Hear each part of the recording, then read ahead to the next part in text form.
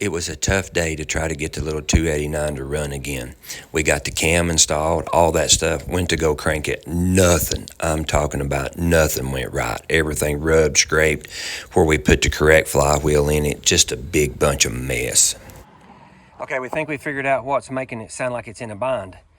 I think something's rubbing back here when we changed this flywheel out. It was hitting on the starter.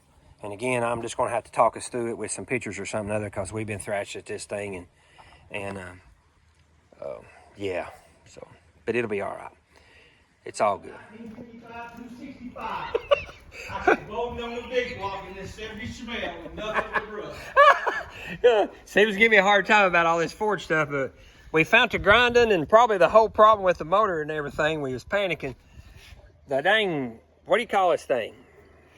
Motor plate. Motor plate was rubbing the dad blame flywheel in behind there and the starter. So let's try again. He's blaming it on because it's a Chevrolet. No, it's not a Chevrolet.